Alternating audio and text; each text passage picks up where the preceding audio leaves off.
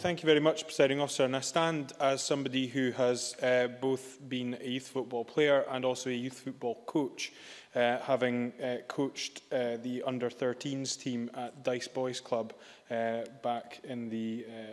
before I became elected. Both Dice Boys Club and Albion Boys Club, who are the two youth clubs in Aberdeen who tend to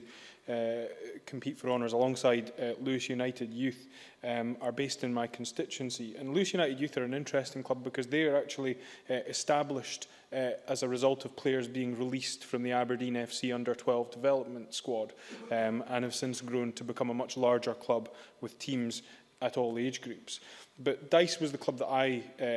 coached with, and the past players who've come through that system include Graham Shinney, who lifted the Scottish Cup for Cally Thistle at the weekend, and his brother Andrew, who plays for Birmingham, the recently retired Aberdeen captain Russell Anderson, and Stuart Armstrong, who recently signed for Celtic from Dundee United. So many clubs can point to players plying their trade professionally as players who have come through their system. Many can also attest to the ones who got away as well and who perhaps came through a different route. But I think the point is prescient around expectation amongst young players. And certainly I remember when my brother played youth football, he was a contemporary of Sean Maloney, who played for one of the competitor clubs that he played against. That there were players who my brother played for the Aberdeen squad with that went to the Jack Wood tournament in Wales, who were training with professional clubs, because at that time those clubs didn't have their own age group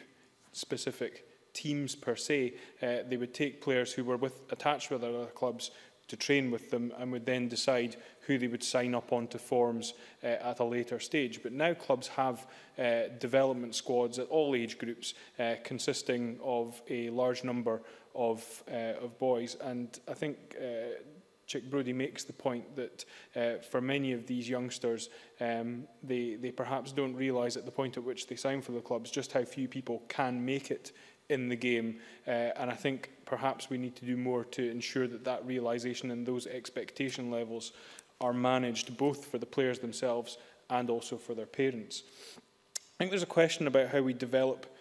young players in Scotland. One of the things I'm very passionate about is summer football. Having coached at youth level, one of the most frustrating things is trying to encourage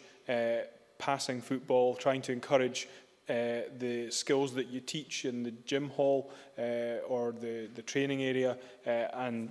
try and put that into practice on the pitch, and trying to do that in some of the weather conditions that we experience in Scotland in January and February, when it becomes much more difficult for young players in particular to hone those skills, and you end up developing the kick and rush football because in driving rain and gale force winds, sometimes that's all that you're faced with. I think also in terms of development of young players, how clubs interact, I mean the professional clubs, interact with those what we call the feeder clubs or the established youth clubs when players are being released, so that they're not left to try and go and find a club when at a point at which they will obviously be quite upset at the fact that they're no longer going to be continued within the system of a professional club. That, I think, needs to be looked at as well. And one final point, if I may, Presiding Officer, is around loss of municipal pitches, which I think is an issue that we need to look at very carefully. In my own constituency, the Aberdeen Lads Club pitches are about to be developed upon. That will result in the loss of a number of grass pitches, which are to be replaced by one 3G pitch, not within that community, but elsewhere within the city. That will be a benefit to the community of Northfield, who are set to get that 3G pitch. And while 3G pitches can be used more than grass pitches because of the quality of the surface, I do think we need to look very carefully at how municipal pitches are being protected, and also how the upkeep of those pitches is being protected as well, to ensure that when our young developing players go out and play on these pitches, they are able to play the game the way that we would expect the game to be played, and can develop their skills from there. Thank you very much.